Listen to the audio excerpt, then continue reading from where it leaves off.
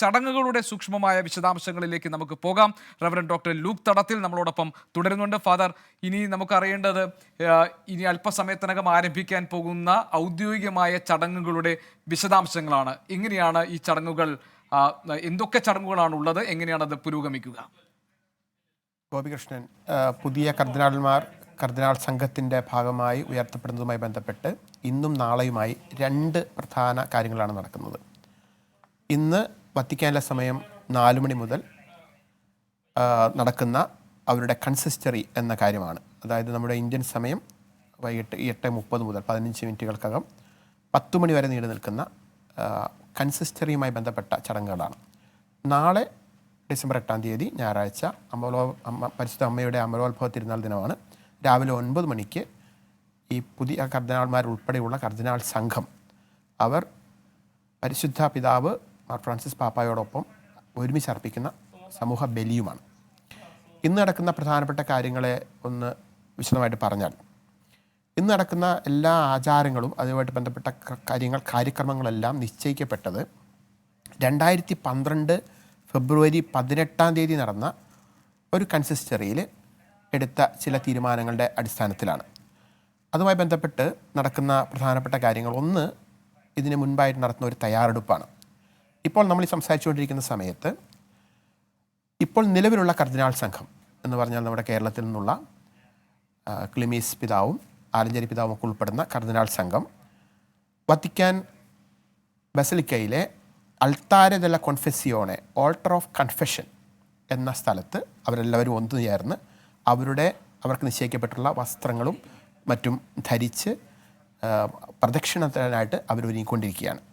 ഇതേ സമയം തന്നെ ഇന്ന് കർദിനാൾ പദവിയിലേക്ക് ഉയർത്തപ്പെടുന്ന 21 കർദിനാൾമാരുടെ സംഘം അവർക്ക് നിശ്ചയിക്കപ്പെട്ട വസ്ത്രങ്ങളും ധരിച്ച് Cappella di San Sebastiano, chapel of Saint Sebastian എന്ന സ്ഥലത്ത് അവരും തയ്യാറെടുപ്പുകൾ നടത്തി ഒരുങ്ങിക്കൊണ്ടിരിക്കുകയാണ്.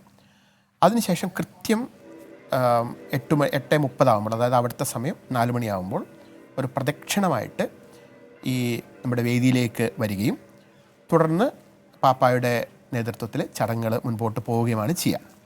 അപ്പോൾ ഇപ്പോൾ നടന്നുകൊണ്ടിരിക്കുന്ന ഇനി നടക്കാൻ പോകുന്ന ചടങ്ങുകൾ എന്തൊക്കെയാണ് എന്ന് ഞാൻ ചെറുതായിട്ടൊന്ന് വിശദീകരിക്കാം.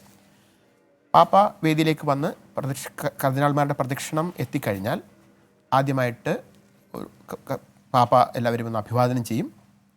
അതിനുശേഷം ഈ കർദിനാൾ സംഘത്തിൽ നിന്ന് ഒരാൾ തങ്ങളെ ഈ കർദിനാൾ പദവിയിലേക്ക് തിരഞ്ഞെടുത്തതിനും ഈ വലിയ ഉത്തരവാദിത്വം തങ്ങളെ ഭരമേൽപ്പിക്കുന്നതിനുമുള്ള മാർപ്പാപ്പയോടുള്ള ആദരവും നന്ദിയും സൂചിപ്പിച്ചുകൊണ്ട്, തങ്ങളുടെ വിധേയത്വം പ്രഖ്യാപിച്ചുകൊണ്ട് തന്നെ ഒരു നന്ദിയുടെ ഒരു പ്രസംഗം നടത്തും, ഒരു സന്ദേശം നൽകും. അതിനുശേഷം പാപ്പായുടെ നേതൃത്വത്തിൽ ഒരു പ്രാർത്ഥനയുണ്ട്. ആ പ്രാർത്ഥനയ്ക്ക് ഒടുവിൽ ഒരു സുവിശേഷ പ്രഘോഷണം നടത്തും. അത് വിശുദ്ധ മർക്കോസ് അറിയിച്ച സുവിശേഷത്തിൻ്റെ 10-ാം അധ്യായം 32 മുതൽ 45 വരെയുള്ള തിരുവചനങ്ങളാണ് വായിക്കുക. അതിനുശേഷം പരിശുദ്ധ പിതാവിൻ്റെ സന്ദേശമുണ്ടാവും. പരിശുദ്ധ പിതാവിൻ്റെ സന്ദേശത്തിന് ശേഷം ഏതാനും നിമിഷങ്ങളുടെ നിശബ്ദതയുടെ പ്രാർത്ഥനയ്ക്ക് ശേഷമാണ് പുതിയ കർദിനാൾമാരുടെ സൃഷ്ടി, creation of the new cardinals നടക്കുന്നത്.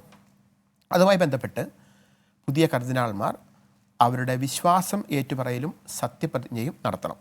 Profession of faith and oath of the new cardinals എന്ന് പറയും. അതിനുശേഷം ഈ കർദിനാൾമാർക്ക് നേരത്തെ ഗോപികൃഷ്ണൻ സൂചിപ്പിച്ചതുപോലെ അവരുടെ സ്ഥാനിക ചിഹ്നങ്ങളും മറ്റും നൽകുകയാണ്. അതുമായിട്ട് ബന്ധപ്പെട്ട് അവരെ പാപ്പ അണിയിക്കുന്നത് 3 പ്രധാനപ്പെട്ട കാര്യങ്ങളാണ്. ഒന്ന്, ബിരത്ത എന്ന് പറയുന്ന ഒരു ഹാറ്റാണ്, ചുവപ്പ് നിറത്തിലുള്ള ഒരു തൊപ്പി. അതിൻ്റെ അടിഭാഗത്തായിട്ട് സുക്കേത്തോ എന്ന് പറയുന്ന ഒരു അർദ്ധഗോളാകൃതിയിലുള്ള മറ്റൊരു ചെറിയ തൊപ്പിയുണ്ട്. ഈ 2 കാര്യങ്ങളും, സുക്കേത്തോയും ബിരത്തായും, ഈ കർദിനാൾമാരെ പാപ്പ അണിയിക്കും. അതിനുശേഷം കർദിനാൾമാർക്കുള്ള മോതിരം അണിയിക്കുകയാണ്. ഇതെല്ലാം ഓരോ പ്രാർത്ഥനയുടെ അകമ്പടിയോടുകൂടിയാണ് ഇതെല്ലാം നടക്കുക. അതിനുശേഷം മോതിരം അണിയിച്ചതിന് ശേഷം ഇവർക്കുള്ള നിയമന പത്രം പാപ്പ ഔദ്യോഗികമായിട്ട് അവരെ പരമേൽപ്പിക്കും. അതിനുശേഷം പാപ്പ അവരുടെ പിതാവും തലവനും എന്ന നിലയിൽ ഒരു പിതാവിനടുത്ത വാത്സല്യത്തോടെ അവരെ ആശ്ലേഷിച്ചുകൊണ്ട്, അവരെ ആലിംഗനം ചെയ്തുകൊണ്ട് ആ ചടങ്ങ് ഇവിടെ തീരും. അതിനുശേഷം ഈ മറ്റ് കർദിനാൾ സംഘത്തിലെ തങ്ങളുടെ കർദിനാൾ സംഘാംഗങ്ങളെ ആശ്ലേഷിച്ച് പരസ്പരമുള്ള സൗഹാർദ്ദവും സ്നേഹവും ഒക്കെ പങ്കുവെച്ചുകൊണ്ടാണ് ആ ചടങ്ങിൻ്റെ ആ ഭാഗം തീരുന്നത്. ഇതുപോലെ ഓരോ കർദിനാൾമാരും 21 പേരും പാപ്പായുടെ മുമ്പിൽ വന്ന് മുട്ടുകുത്തി ഞാൻ ഈ നേരത്തെ പറഞ്ഞ കാര്യങ്ങളിലൂടെ കടന്നു പോകും. ശരി ഫാദർ, ഞാൻ ഒരു നിമിഷം ഒന്ന് ഇടപെടട്ടെ ഫാദർ.